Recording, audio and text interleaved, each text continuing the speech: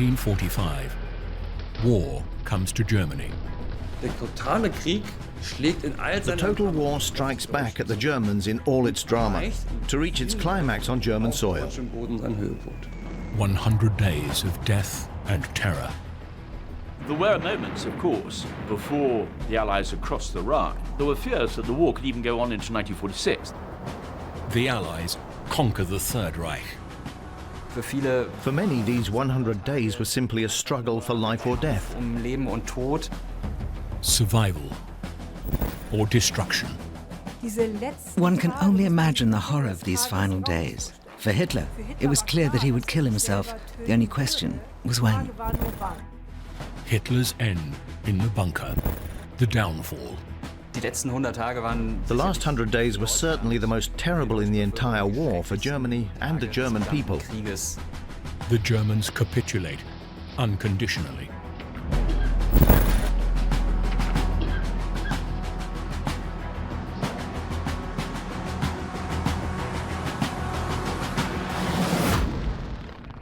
March 6th, 1945. Still 63 days before war's end. In the morning, Cologne awakens to the certainty that this is the day the cathedral city will be occupied by American forces. Over the past few days, the 104th US Infantry Division had fought its way into the city center. The majority of the civilian population has been evacuated. Individual German soldiers surrender. It is unclear how many defenders have entrenched themselves in the city center. The Americans are faced with heavy losses in house-to-house combat. The Wehrmacht still holds large parts of the Reich, but the Allies are on the advance. In the east, the Red Army is at the River Oder. In the west, Cologne is the next target. Protected by their tanks, the GIs approach the old city.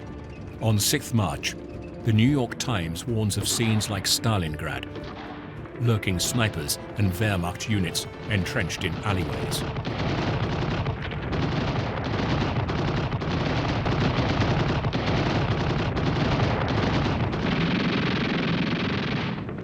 Wherever there is resistance, the way is cleared.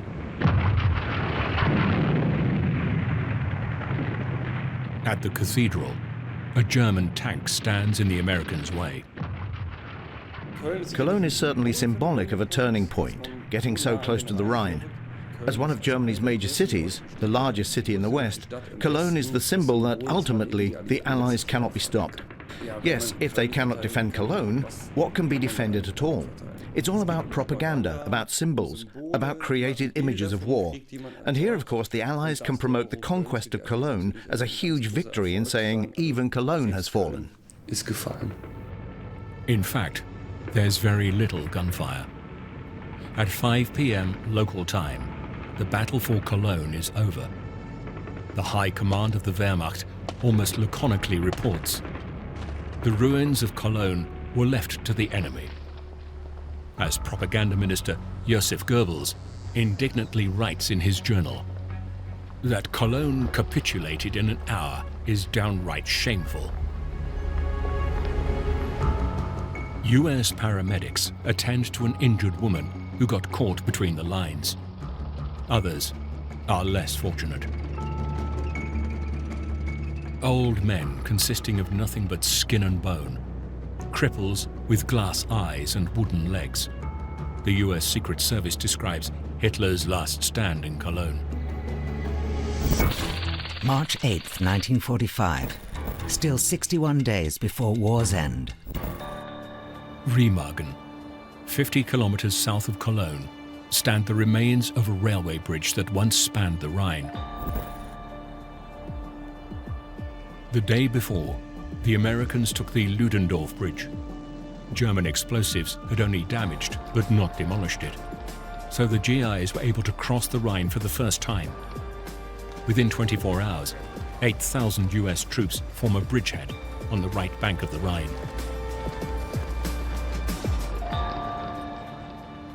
Hitler has great hopes of holding the Rhine line, which is once again a great symbol. The Rhine, Germany's great river of destiny, must be held. Yet it is a very real obstacle. It's not for nothing that the Allies prepare for the crossing most carefully, and they are fearful. Who knows if we will do it at all, and at what cost? And all bridges are blown up except the railway bridge at Remargan. March 8th. A US camera team is on site. Since missing the historic crossing of the Rhine, they simply reenact it for the domestic cinema audience.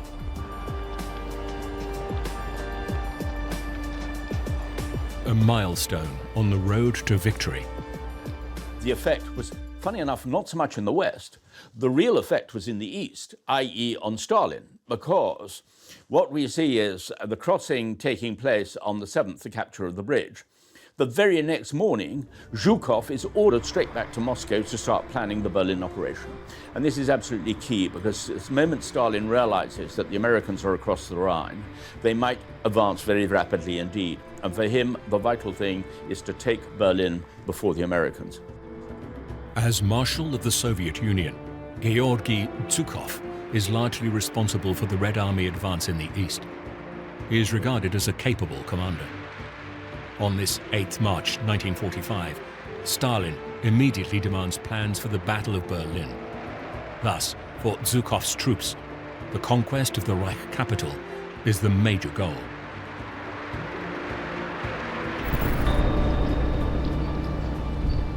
A military convoy has meanwhile arrived in Remagen. As the Ludendorff Bridge is considered unstable, many GIs are to be brought to the other side of the Rhine as quickly as possible. In Berlin, the news from Remagen is received with dismay. Hitler is enraged and reacts like he always does, immediately ordering those allegedly responsible to be shot. Hitler finds himself between a rock and a hard place, realizing that the war is lost, yet hoping he will somehow manage it in the end, hoping for a miracle. And Hitler oscillates back and forth. The news from Remagen is, of course, another blow to his hopes that he might, after all, somehow engender an end to the war. According to the mood report of the Wehrmacht propaganda, the fall of Remagen was much discussed and linked to sabotage. The opinion among the broader population was that it's like the First World War in reverse. The homeland was being held under harsh conditions, while the front line was weakening. west of the Rhine, US troops encounter little resistance from the populace. In Mechernich, a small community in the Eifel region, people take note of the invasion. Even the German defenders are no longer prepared to sacrifice themselves for Führer, Volk, and fatherland. In some places, soldiers still determined to fight are berated as war prolongers. No one knew what would happen when the occupying forces came, and the fear was accordingly great. What will they do with us now? How will they deal with us? Of course, there were also stories from already occupied regions, and the propaganda did the rest by exacerbating the whole thing. And that's why the liberators were not necessarily perceived as liberators. On the contrary, most people were very concerned. The Nazi propaganda is now showing footage from Berlin, where people are erecting barricades.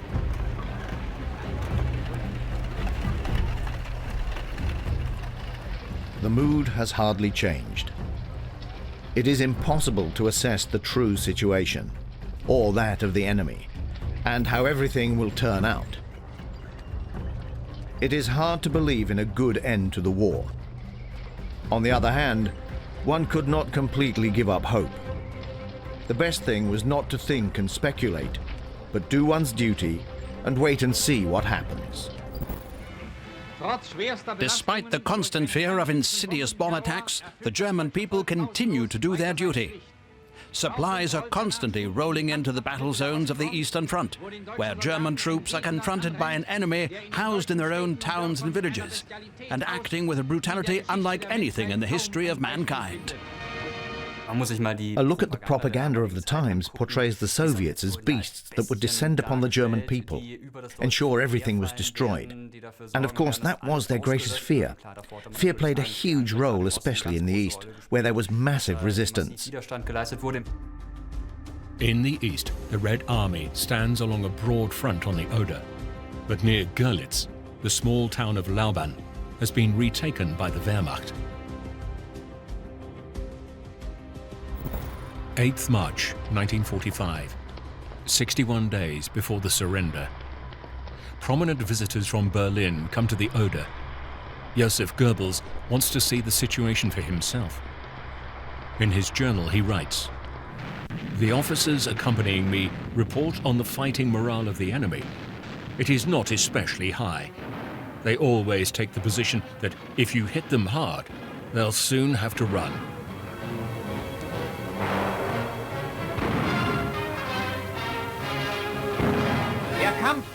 Battle continues on all fronts. Its symbol is German man, facing his enemies with a strength and determination unparalleled in history.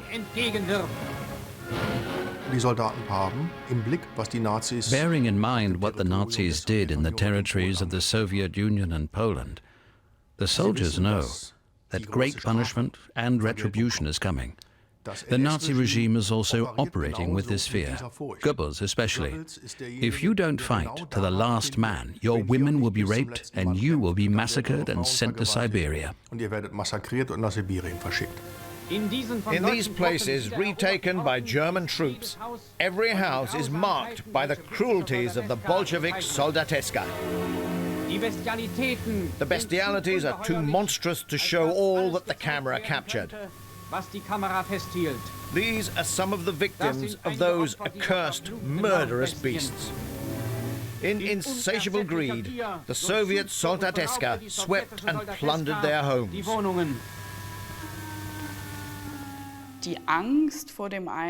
Fear of the Soviet invasion was great. For years, this was also fomented by the propaganda. In hopes of maintaining the will to fight, Nazi propaganda repeatedly stressed that when the Soviet army comes, it will be brutal. Also already anticipating the extent of sexual violence and repeatedly painting a scenario of horror.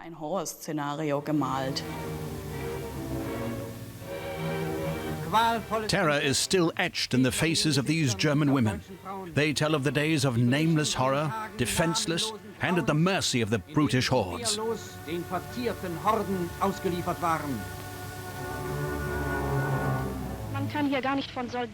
One cannot speak of soldiers and officers in this sense, only of brutish hordes who raped all women from the age of 13 to 68. And these German citizens here too, yes? Oh yes, not even my 60-year-old mother was spared. She was also brutally raped.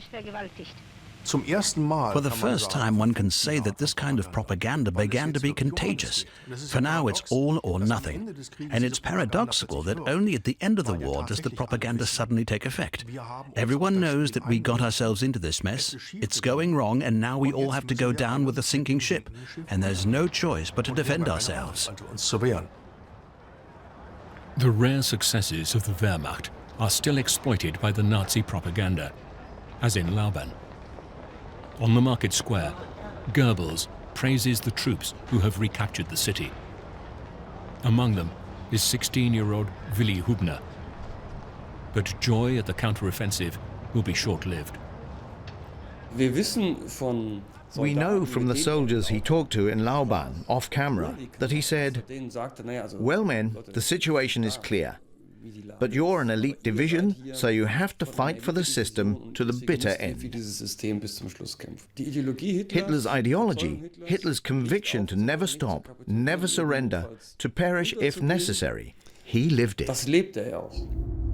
In the afternoon of 8th March 1945, the propaganda minister stages his last grand performance in the theatre of the nearby city of Görlitz. Josef Goebbels is in top form. So wie der Führer die Krisen der Vergangenheit bewältigt hat, so wird diese bewältigen. Ist fest davon überzeugt. Na, vorgestern sagte er mir, ich glaube so fest daran, dass wir diese Krise bewältigen werden. Und ich glaube so fest daran, dass wenn wir unsere neuen Offensivearmeen hineinwerfen, dass wir den Feind schlagen und zurückjagen werden. Und ich glaube so fest, dass wir eines Tages den Sieg an unserer Fahnen heften werden, wie ich je in meinem Leben an etwas fest geglaubt habe. Er hat eine Bühne. He has a stage. They let him, and he uses it. He sees his role as Minister of Propaganda and just won't stop. Then I must call on the people to fight to their dying breath. And that's what he does. Here we see glorious, pure Goebbels in all his power and conviction, in his role as Minister of Propaganda. And he must have found it hugely satisfying to again have the opportunity to make such speeches. Solche Reden zu halten. Jene Divisionen, die jetzt schon zu kleinen Offensiven angetreten sind und in den nächsten Wochen und Monaten zu Großoffensiven antreten werden, werden in diesen Kampf hineingehen wie in einen Gottesdienst. Und wenn sie ihre Gewehre schultern und ihre Panzerfahrzeuge besteigen, dann haben sie nur ihre erschlagenen Kinder und geschändeten Frauen vor Augen und ein Schrei der Rache wird aus ihren Kehlen emporsteigen, vor dem der Feind erblassen wird. Unserem Führer Adolf Hitler, Sieg! Sieg! Sieg! When footage from Görlitz and Lauban is shown in one of the last newsreels, however, the audience reaction is somewhat other than desired. Certain movie theaters are now showing the newsreel of Reich Minister Dr. Goebbels speaking after the liberation of Lauban.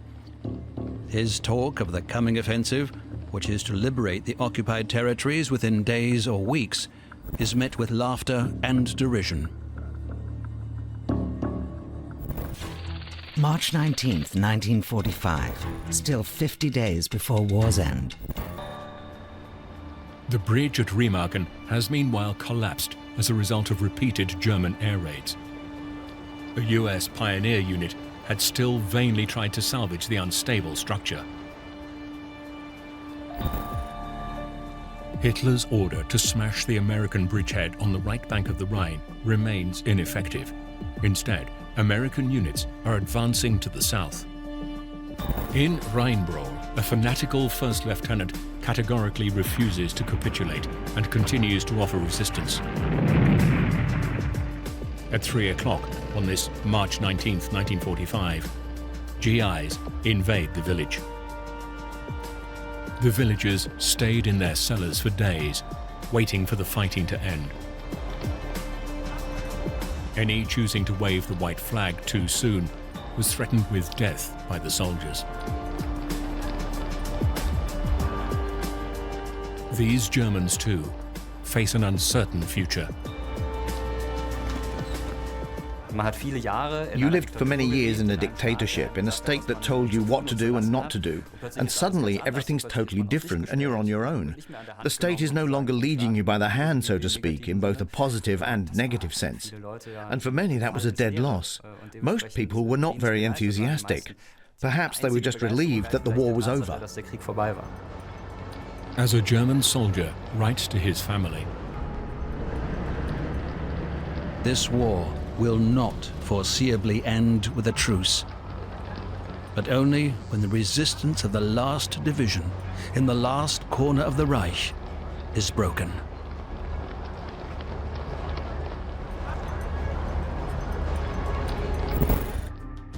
While US armies are advancing along the Rhine and south of the Eifel, British and Canadian troops have been through some heavy combat in the Reichswald. Now they are pushing forward on a broad front to the lower Rhine. This is where British Field Marshal Bernard L. Montgomery wants to cross the Rhine. His American partner, General George S. Patton, is opposed. For him, it is out of the question for the Americans to end up second in this decisive operation. He urges Eisenhower's chief strategist, Omar Bradley, to take action. Patton was definitely unconventional. Not a military leader in the usual sense, well-behaved, always choosing the right words, but the exact opposite. He used very foul language. An eccentric who banged the table, who did unthinkable things, but he was a good soldier, someone who could lead his troops very competently. Patton was brilliant in certain cases, but also could be disastrous in others. He was a mixture of foul-mouthed but God-fearing man. He was somebody who should perhaps never have been let out except in wartime. He was somebody who certainly the German generals feared more than any other Allied commander. The eccentric Star General has an aversion to long-planned offensives. One must adapt to the circumstances, Patton believes, and immediately take every opportunity to surprise the enemy.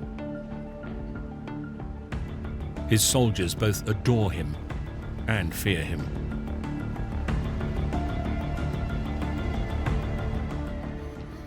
Patton was also an absolute expert when it came to tank warfare and assured very rapid advances. And that's why he was always relied upon, no matter what he did. He even once praised the SS by saying, "Well, somehow they are very disciplined sons of bitches." I think that was the quote. They know how to fight. He got away with such things and was repeatedly deployed because he made sure that the Allies could quickly advance into German territory. In only 8 days, US General George S. Patton drives the German Army Group G out of Saarland and the Palatinate and is advancing towards the Rhine. On this 19th March, 1945, 50 days before the German surrender, US soldiers are close to Koblenz, Worms, and Bad Dürkheim. This is a big show, Patton writes in his journal. At 2:30 p.m., he gets permission to cross the Rhine. The Americans encounter little resistance. In many places, some people even welcome the enemy troops. German soldiers surrender by the thousands. Their commander-in-chief is beside himself. Hitler assumes that if we lose the war, we must all at least perish. And he stages, so to speak, he choreographs the downfall in propaganda, in his orders, his radical orders, which do not hold back from destroying the livelihoods of the German people. He's not interested in stopping at any point and saying, well, somehow we'll come to an agreement. And this includes his so-called Nero Decree of March 19th, 1945, in which he orders that scorched earth should ultimately be carried out on German soil as well. The so-called Führer's Decree states, all military traffic, communications, industrial and supply facilities, as well as all material assets within the Reich which the enemy can somehow use to continue his fight, immediately or in the foreseeable future, are to be destroyed. Hitler issued the so-called Nero Decree because he said, if we have to surrender territory now, we might as well leave the enemy devastated territory so that he can no longer use it. And that means that everything somehow useful must be flattened, destroyed. Had that really occurred, Germany would have been catapulted back into the Middle Ages, and the destruction would have been far greater than was actually the case. The order is contested. Armaments Minister Albert Speer will later report that in a private conversation, Hitler explained that as a result of selection by the war, the German people consisted only of the mediocre, who had shown themselves to be inferior to the stronger people of the East. At some point in the winter of 44-45, a change comes over Albert Speer, where he realizes we won't win the war anymore, so we might as well do a bit of preparation for the new times ahead. He travels to the front. He also talks to industrialists, and they all agree, which Speer concedes, that the Nero Decree will not be implemented in March 1945 as planned. Although some paralysis here and there is likely, some things will get blown up, there will be no scorched earth where everything gets blown to bits. By the end of March, after 2 fierce arguments, Speer is able to convince the dictator to essentially mitigate his Nero Decree, and the Minister of Armaments pulls off an added coup when he is given sole responsibility for implementing the measures.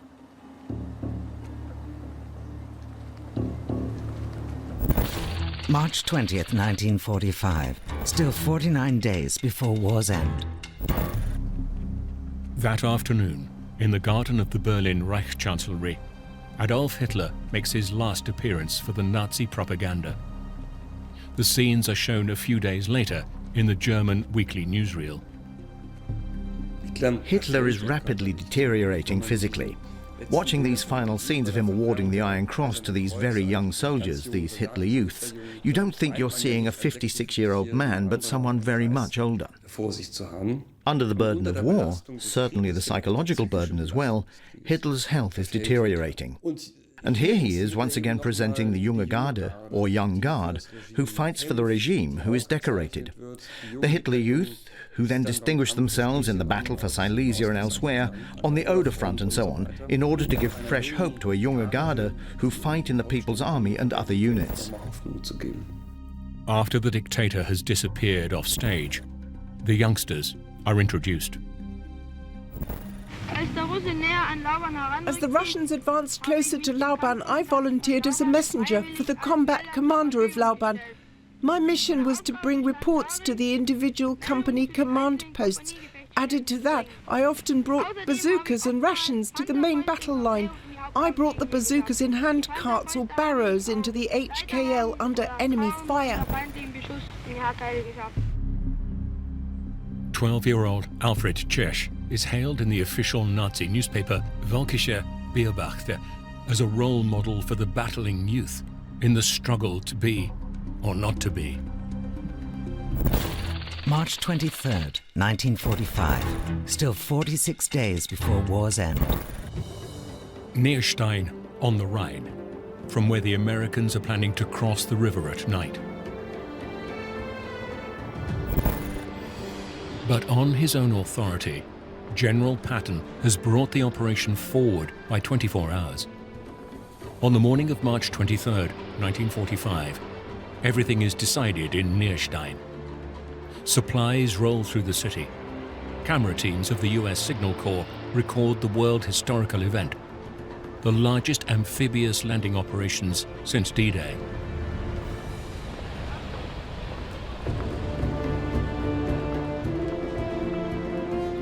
Patton thus steals the show from his British allies, who are preparing to cross the river on the lower Rhine.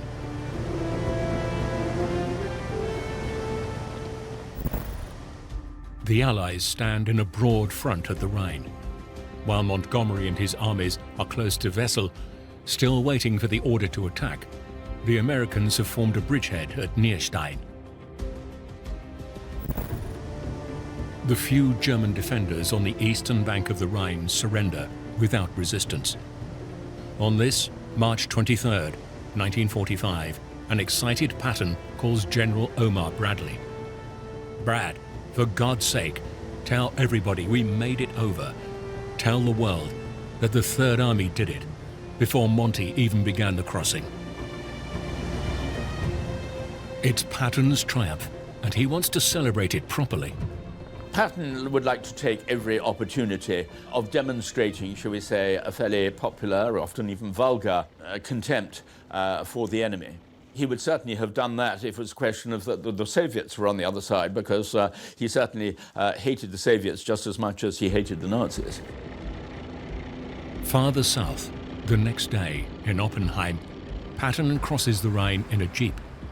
He stops in the middle of the pontoon bridge and pisses into Germany's iconic river. "I took a piss in the Rhine," he wrote succinctly in his notes. "I've waited a long time for this," he allegedly said later to American reporters. "I deliberately didn't piss this morning so that I had the full load."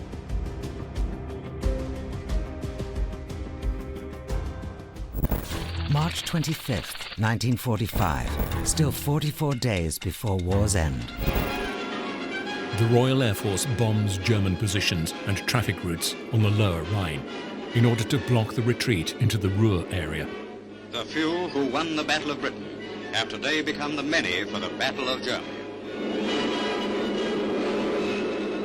Just 24 hours after the start of Operation Plunder, the British control a bridgehead about 10 kilometers wide on the other side of the Rhine.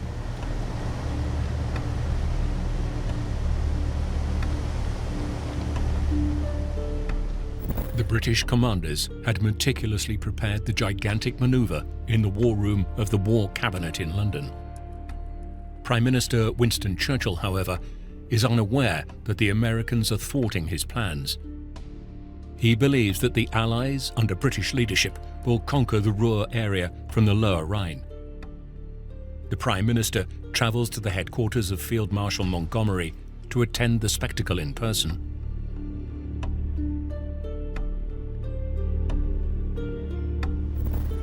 Winston Churchill crosses the Rhine on this 25th of March, 1945. Although he now knows that Patton stole his thunder, he puts a good face on the matter. Churchill wanted to be there, he wanted to be seen, but also it was a way of him demonstrating that Britain was a key player amongst the big three, and that he himself played a leading role.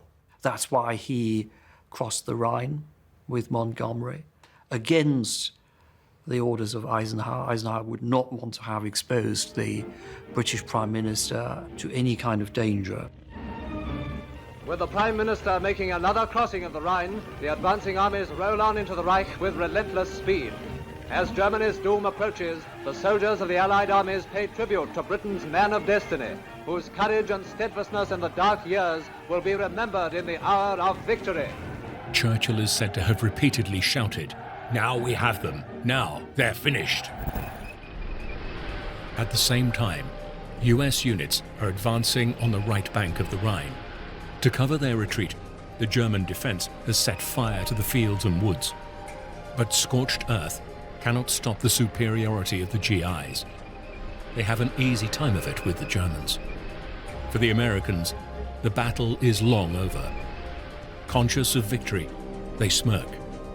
The British would have used cannons to crack a walnut. The advance on the Ruhr area offers the opportunity for more propaganda campaigns. For the camera, a US grenade is specially dedicated to the Cannon King of Essen, for Herr Krupp. Within a week, the Allies will have cut off all supply lines in the Ruhr area. 25th of March, 1945.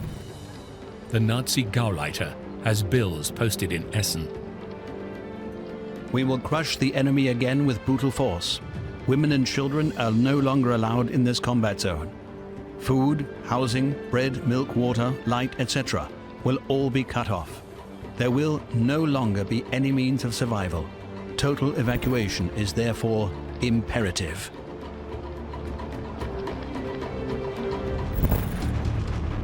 The US Air Force clears the way for the advancing front.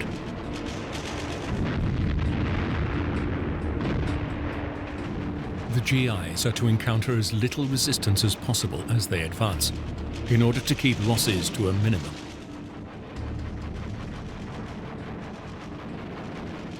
The plan pays off.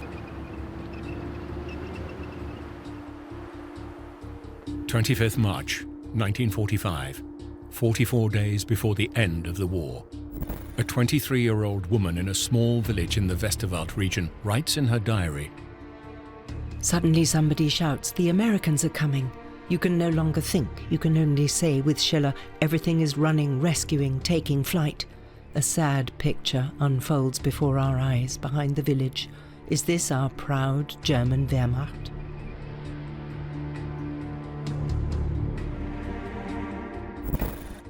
Ever more German soldiers lay down their weapons.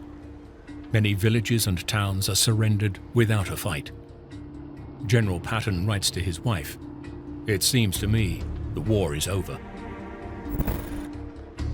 In Cologne, a camera team from the US Air Force captures scenes of citizens who have returned to the cathedral city. We're only allowed to show ourselves on the street during the day. No civilian may be seen on the street after 7 p.m. It's teeming with regulations and directives.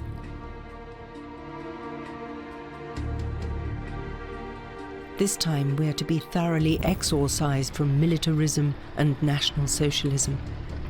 Not one iota of what our world has been until now is permitted to stand. April 1st, 1945, still 37 days before war's end. The relationship between the British and the Americans remains tense. The Commander-in-Chief of the Allied forces, General Eisenhower, plans to direct the US Army primarily towards central and southern Germany. Montgomery is to advance with his troops towards Hamburg and Denmark. Winston Churchill is appalled. Churchill wanted to advance as far to the east as possible to keep pressure on the Soviets.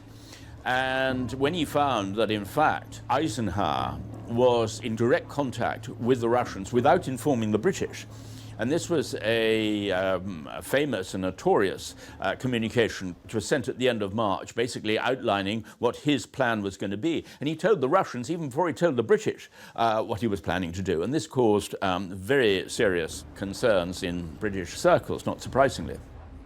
Churchill does not think much of US Secret Service reports claiming that Hitler plans to continue the fight from an Alpine fortress.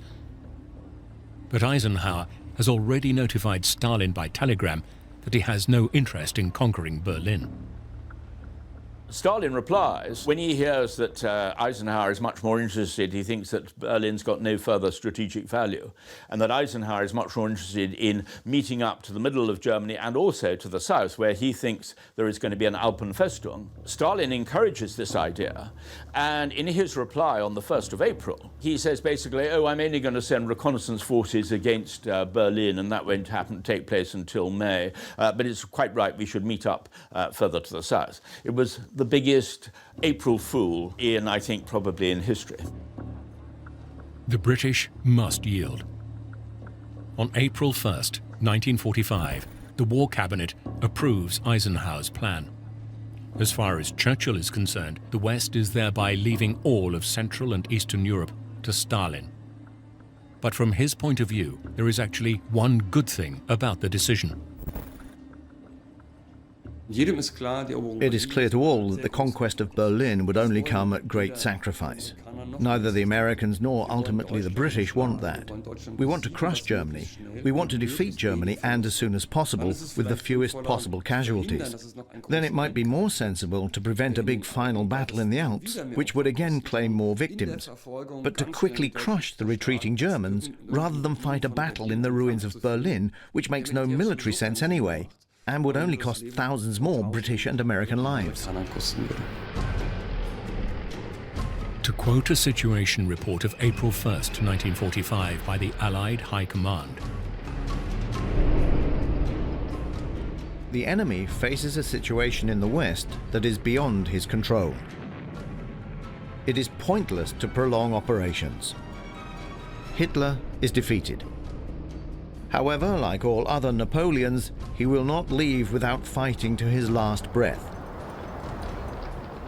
It only remains to be seen how long this breath will last, or if the Germans are prepared to join in.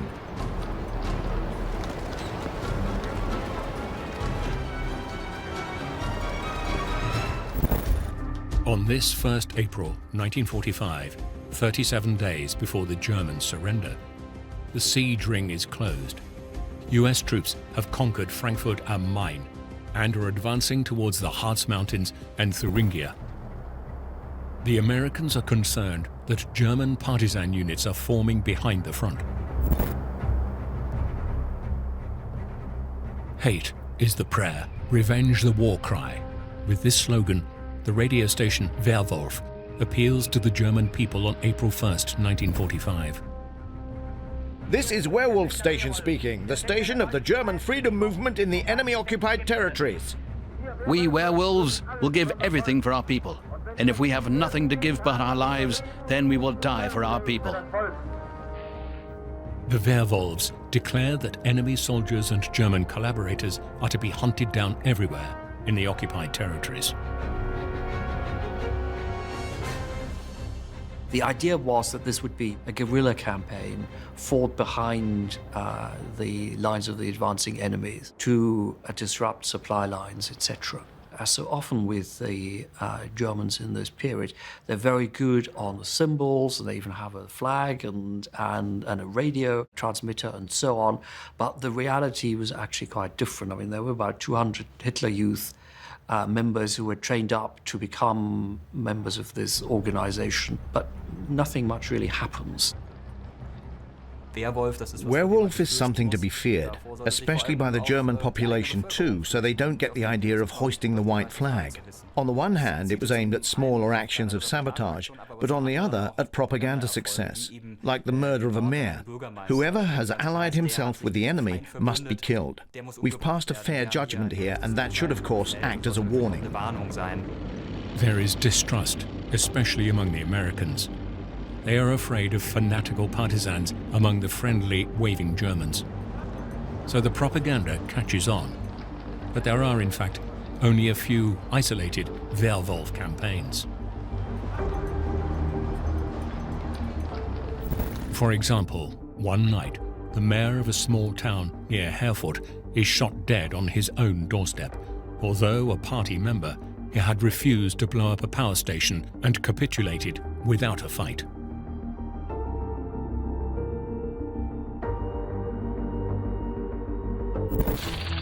April 9th, 1945, still 29 days before war's end.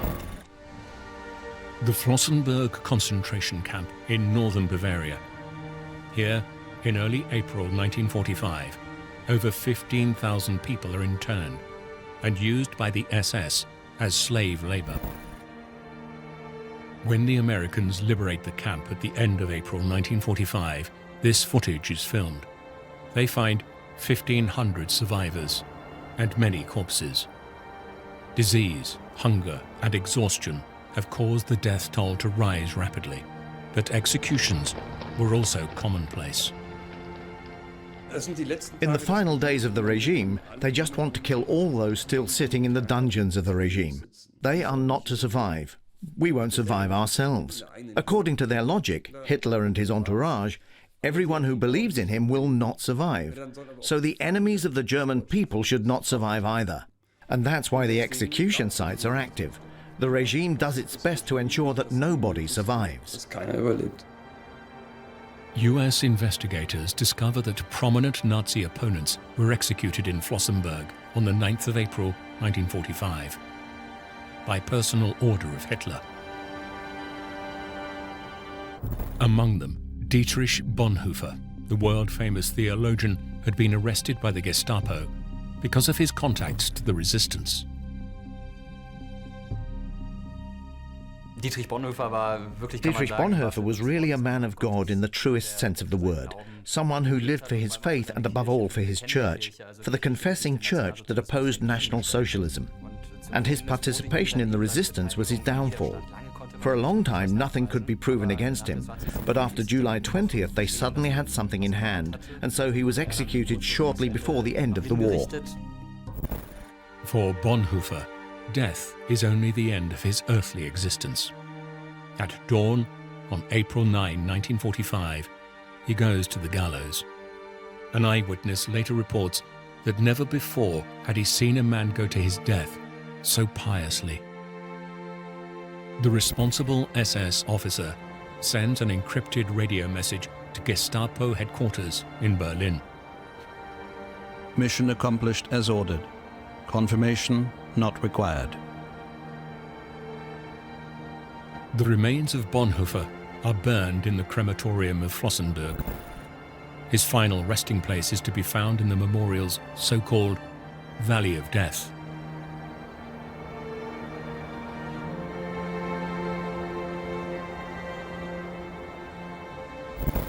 At the end, Hitler and the Nazi leadership fall into a veritable murderous frenzy.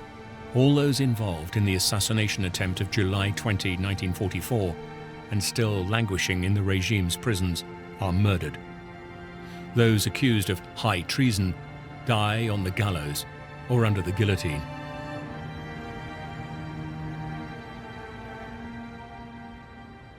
There was also a certain symbolic effect in saying people who took part in the resistance will be executed before the end of the war, just to warn the population. Watch out, look what's happening to them. Even though our situation is very difficult, if you do the same, you will have a big problem. In Berlin's Plötzensee prison alone, 57 people will be beheaded by mid-April.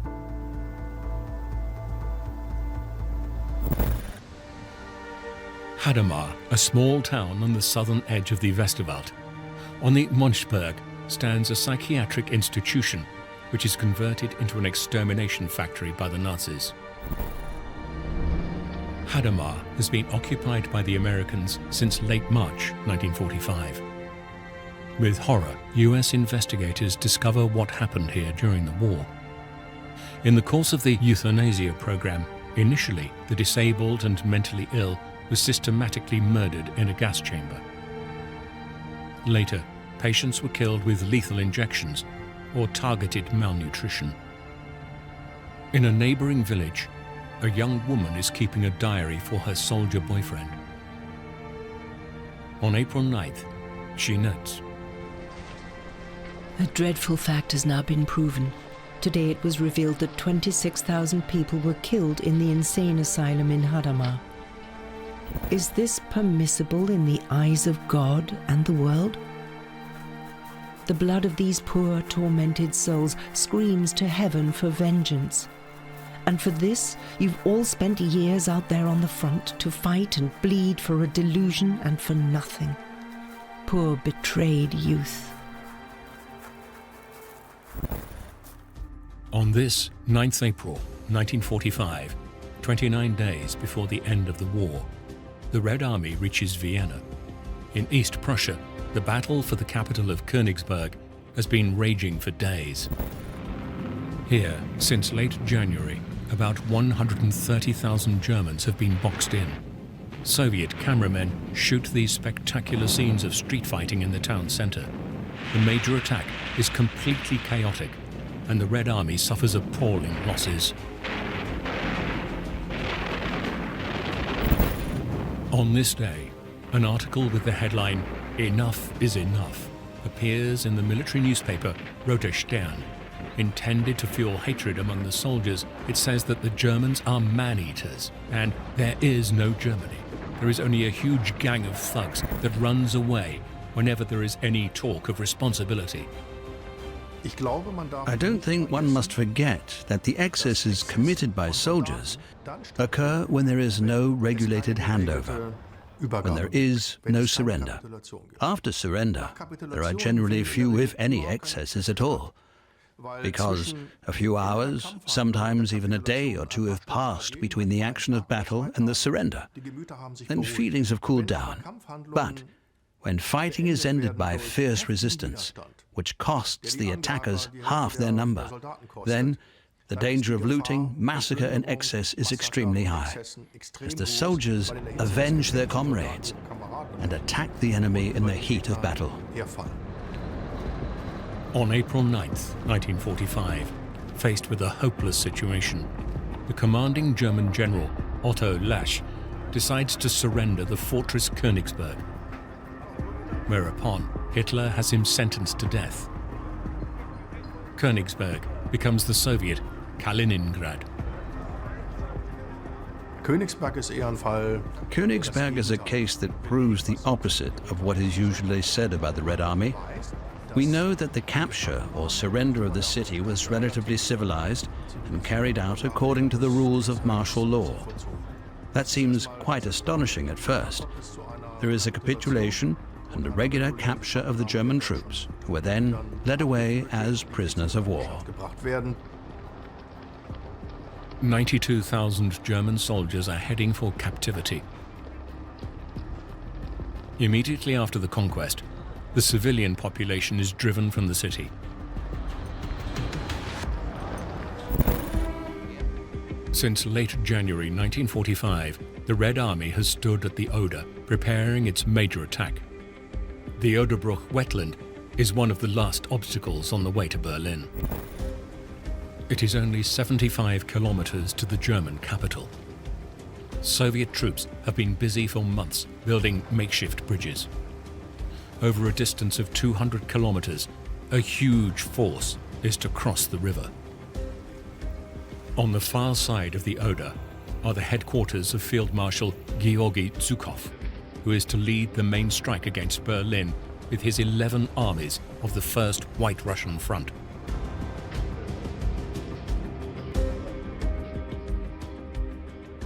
The real plan is for Zhukov to go straight for Berlin and surround it first, not to fight into the city. And the reason for that was to make sure that the Americans could not break through from the west. One reason, of course, was the obvious symbolic importance of Berlin, the whole idea that who controls Berlin controls Germany, and who controls Germany controls Central Europe. But the other one was the question of Berlin, the symbol, the lair of the fascist beast. The Soviets had the right to occupy Berlin because of what they had suffered. 63 kilometers outside the imperial capital, a German fighter division takes up position to repel the Red Army's imminent attack. A newsreel cameraman films the last Wehrmacht contingent. The defenders are still only dealing with Soviet reconnaissance planes. Surrender here is not an option.